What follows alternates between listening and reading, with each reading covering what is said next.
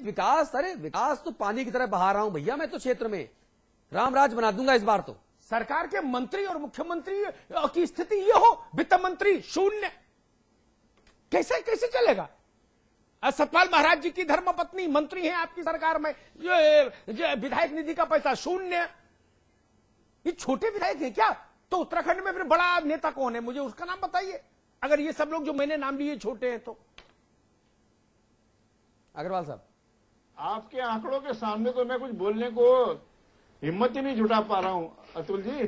जो आंकड़े आपने दिखाए हैं उससे लगता है कि हमारे माननीय विधायक जो हैं उनकी जो निद्रा है वो अवश्य आपके भाई साहब इतनी सफाई से 2014 के चुनावों में बोलेंगे तो टिहरी उपचुनाव जैसा नतीजा आएगा। क्योंकि जनता तो नहीं जनता तो कहती है कि आप बोलो या तो आप गलती मानो, नहीं जनता कहती है या तो आप गलती मानो या बोलो कि आंकड़े गलत हैं। अतुल जी, आपकी अवेकनिंग कॉल है, इसका फायदा जरूर जनता को भी मिलेगा और इस राज्य को भी मिलेगा, मेरा ऐसा मानना है। पता नहीं, मुझे तो केवल नेताओं को मिलता दिख रहा है। इस फाइनेंशियल ईयर में तो टाइम नहीं बचा, पता नहीं मुझे तो अवेकनिंग कॉल में कुछ नहीं, अब तो बर्फ पड़ रही है, बर्फ पर खेलिए, उसका गोला बनाइए और एक दूसरे को मारिए। नहीं, और मुझे तो जो अवेकनिंग कॉल की बात आप कह रहे हैं ना, इसका फायदा केवल नेताओं को मिलता नजर आ रहा है। जी चौहान साहब रिएक्शन देना चाहेंगे? हाँ अतुल जी, अमिताभ जी, मैं एक ऐसी टिप्पणी इसके ऊपर करने जा रहा हूं जो मुझे किसी परेशानी में भी डाल सकती है। हाँ। उसके बावजूद भी मैं रिस्क लेकर के वो टिप्पणी कर रहा हूं। Higher the risk higher the profit. कई दिनों से मैंने ये चर्चा सुनी। हाँ। और हमेशा जब कभी भी विधायक निधि के खर्च के ऊपर बात आती है हाँ। तो आसानी से सरका दिया जाता है दूसरे की तरफ को और कह दिया जाता है हमने तो प्रस्ताव भेजे थे, वो डीएम सीडी और तमाम सारे ब्यूरोक्रेटिक जो लोग हैं उन्होंने इसको किया नहीं। मैं इसे 100% झूठ मानता हूं। 100% झूठ शब्द का मैं इस्तेमाल कर रहा हूं। उसे असंसदीय कहा जाता है पार्लियामेंट्री प्रैक्टिस में। झूठ शब्द का मैं इस्तेमाल कर रहा हूं और ये कह रहा हूं कि इसमें तमाम जो हमारा विधायक गण हैं जो इस तरह के मॉडस ऑपरेंडी पर काम कर रहे हैं, मैं व्यक्तिगत आरोप और लांछन न लगाए बिना भी ये कह रहा हूं कि इसमें एक नियत की बेईमानी है। कैसे नियत की बेईमानी है, बात मैं स्पष्ट करना चाहता हूं। हाँ। यहां पर उत्तराखंड में एक परिपाटी पनप रही है कि आप अपने निधियों को संकलित करके रखिए, आप उसको इकट्ठा करते रहिए और 5वें साल में चुनावी वर्ष में विकास के नाम पर अपने कार्यकर्ताओं के बीच में पार्टी के कार्यकर्ताओं को रिश्वत के रूप में बांटने का काम करिए, क्योंकि इन निधियों के बांटने के ऊपर ना तो कोई टेंडर की प्रक्रिया है और जो वित्तीय नियम हैं वो भी बड़े लचर और पैरालाइज कर रखे हैं। शिथिल नियम है। शायद यदि वित्तीय नियम स्पष्ट होते, यदि बड़ी पारदर्शिता इसमें होती तो ये स्थिति आती ही नहीं। मैं उत्तर प्रदेश से लेकर के उत्तराखंड की विधानसभाओं तक विधायक रहा हूं। पहले मैं अपनी कमी आपको गिना रहा हूं। एक बार ऐसा हुआ कि थोड़ा सा धनराशि 5 साल के अंत में लगभग 20 लाख रुपए मेरे बच गए और वो इसलिए बच गए कि आचार संहिता कोई महीना 1.5 महीना पहले लगी, लेकिन मैंने कभी ब्यूरोक्रेसी को उसके लिए दोषी नहीं ठहराया। मैंने ये माना कि जरूर मेरे स्तर पे कोई कमी रही कि मैंने देर से योजनाओं का चयन किया और ये धनराशि खर्च नहीं हुई। केवल 20 लाख रुपए 5 वर्ष में शेष बची थी। बाकी मैं आपको कहना चाहता हूं कि कभी यही ब्यूरोक्रेसी थी, यही प्रदेश था, यही विकास कार्यालय थे, यही डीएम थे, यही सीडीओ थे। 31 मार्च को जिला विकास कार्यालय से मुझे फोन आता था कि आपकी विधायक निधि का सारा पैसा खर्च हो गया, कृपया प्रस्ताव न भेजें।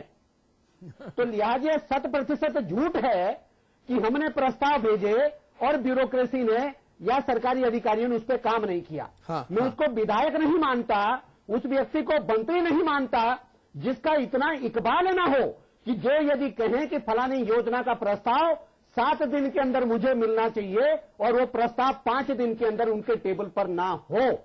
ठीक बात। मैं आपको उदाहरण देना चाहता हूं। मैं विधायक था विकासनगर विधानसभा का, वहां के बार एसोसिएशन ने मुझे बुलाया।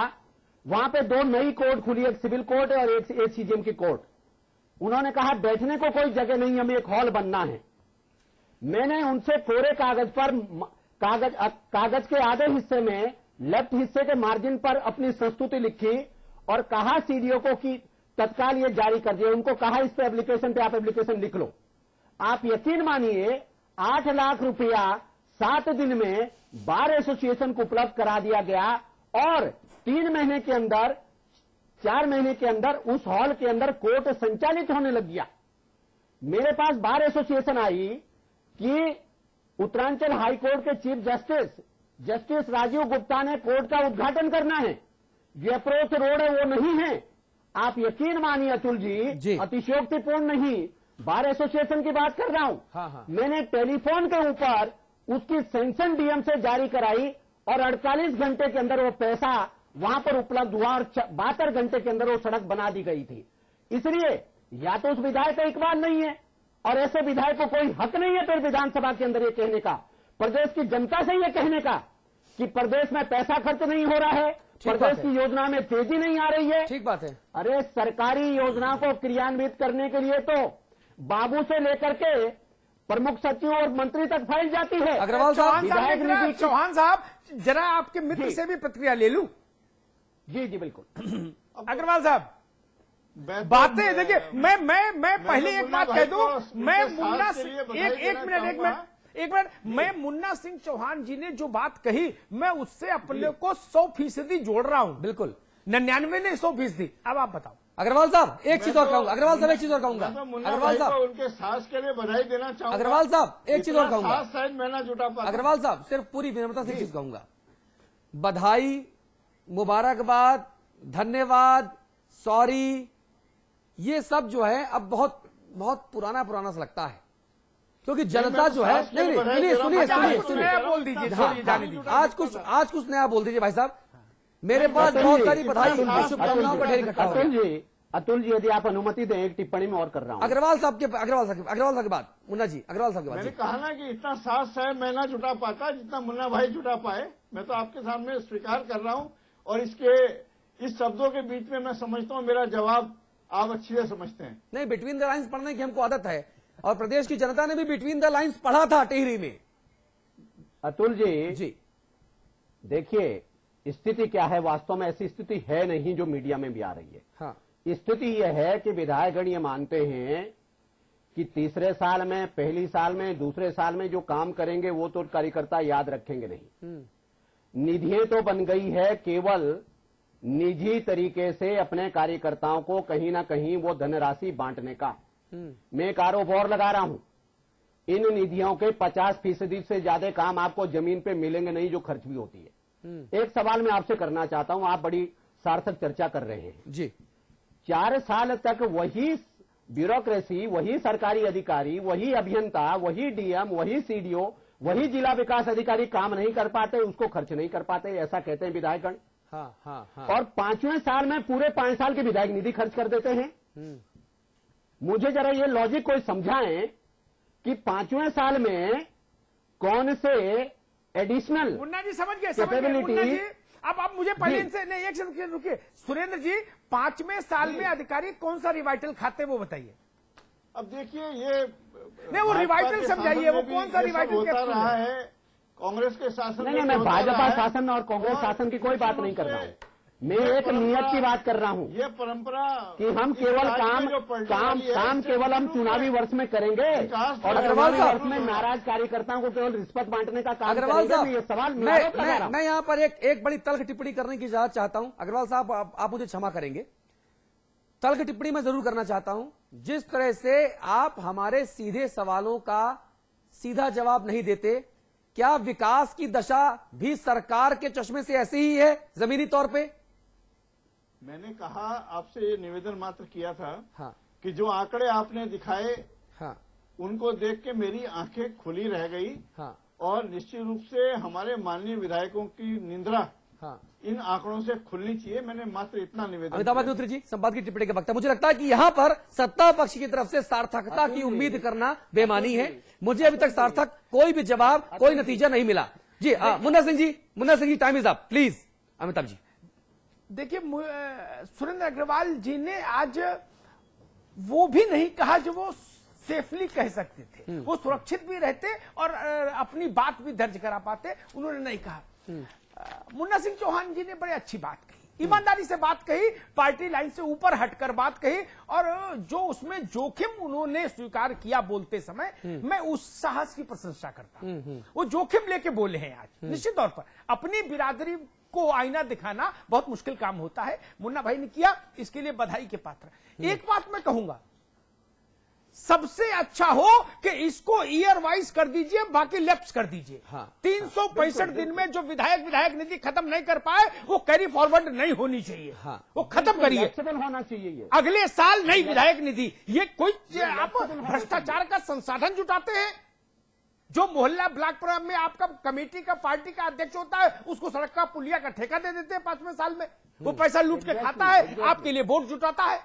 और मैं इस बात से बहुत शर्मिंदा हूं कि इतना छोटा राज्य, कोई काम नहीं बहुत ज्यादा, क्योंकि राज्य बहुत छोटा है, झमेले बहुत कम हैं, सुंदर राज्य, वहां मुख्यमंत्री, वित्त मंत्री, नेता विपक्ष, विधानसभा अध्यक्ष, पूर्व मुख्यमंत्री, जब इनका हाल ये है तो मैं कापर करूं सिंगार पिया मोरा आंधर रे, किससे कहूं? सामान्य विधायक का प्रश्न होता तो इसको बहस के बीच में नहीं लाता इस सवाल को। इसको बहस में इसीलिए लाया, गोविंद सिंह कुंजवाल है इसमें, इंदिरा हृदय है, अमृता रावत है, अजय भट्ट है। उनके क्षेत्र की जनता क्या सोचती होगी कि ये कैसे विधायक हैं? आप मुख्यमंत्री हो जाए, विधानसभा अध्यक्ष हो जाए, कुछ भी हो जाए, लेकिन पहली जिम्मेदारी उस क्षेत्र के प्रति होती है जहां से आप जीत कर आते हैं, जहां आप गांव-गांव, शहर-शहर, घर-घर जाके वचन दे के आते हैं कि हम विकास करेंगे, और उसके बाद आप कमीशन का खेल खेलते हैं 5वें साल में। ठीक बात। अनैतिक खेल खेलते हैं, जनता को बरगलाने का काम करते हैं उस पैसे से। ये पैसा इसलिए नहीं दिया गया। मैं चाहूंगा ये इशू बने उत्तराखंड में, जनता और सामाजिक संगठन इस बात की मांग करें कि अगर जो विधायक खर्च नहीं कर सकता उसको प्रतिबंधित करिए, उस राशि को उसी साल के लिए, अगले साल वो राशि नहीं जाए। और विधायकों का भी सोशल ऑडिट होना चाहिए। विधायक का मतलब ये नहीं कि आप 7वें आसमान से आए हैं, आप पर सवाल नहीं उठना चाहिए। ठीक बात है। जो आदमी इतना नहीं कर पाए, ठीक कहा मुन्ना सिंह चौहान ने, जो आदमी अपनी विधायक निधि नहीं खर्च कर पाए सदुपयोग के साथ, वो विधायक क्यों रहे? जी। और अभी हम जब चर्चा कर रहे हैं, मेरी फेसबुक वॉल पे एक दर्शक दिनेश त्यागी का कमेंट आया है नैनीताल से। वो कह रहे हैं आप ये शेर लिखा है, बोलेंगे, आप बोलिएगा जरूर। अग्रवाल साहब, ये मेरी निजी राय नहीं है, ये दर्शक की निजी राय है।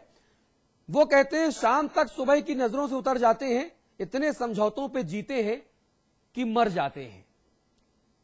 ये जनता की राय है, ये दर्शकों की राय है, हमको यहां पर सोचना पड़ेगा। फिर सुनिए, शाम तक सुबह की नजरों से उतर जाते हैं, इतने समझौतों पे जीते हैं कि मर जाते हैं। प्रदेश की जनता समझौता क्यों करे भाई? मुझे बताइए। वोट दिया आपको, सरकार बनाई आपकी, सरकार के पास पैसे होते हैं, पैसे सरकार के प्रतिनिधि खर्च करने को तैयार नहीं, विकास की नदियां बहाने के दावे हो रहे हैं, जनता के पास विकास पहुंच नहीं पा रहा। क्यों? उत्तराखंड की जनता क्यों झेले? इस सवाल के साथ इस चर्चा को मैं खत्म करना चाहता हूं। मुन्ना सिंह चौहान साहब, बहुत शुक्रिया आपका। अग्रवाल साहब, बहुत धन्यवाद आपका स्टूडियो आने के लिए। अमिताभ जी, बहुत शुक्रिया। जनता जनार्दन, आपका ही बहुत शुक्रिया। सवाल आपका है, सवाल बहुत बड़ा है, और आपको सोचना पड़ेगा आखिर कब तक और क्यों आप सहेंगे। नमस्कार।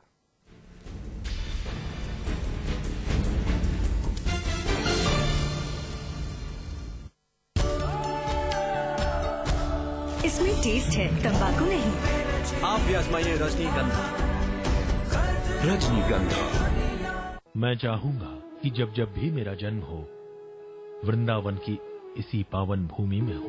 A unique project with world-class facilities just for you and your loved ones. Nalanda leisure Sanskar city At Vrindavan. इलायची, खजूर, मिश्री, वाह, सब एक से बढ़कर एक है, मगर कोई अपना बड़प्पन नहीं जताता, है ना? रहो हमेशा पास पास। Supertech, yours for life. एक क्राइम रिपोर्टर जो जुर्म की दुनिया पर बरपाता है कहर।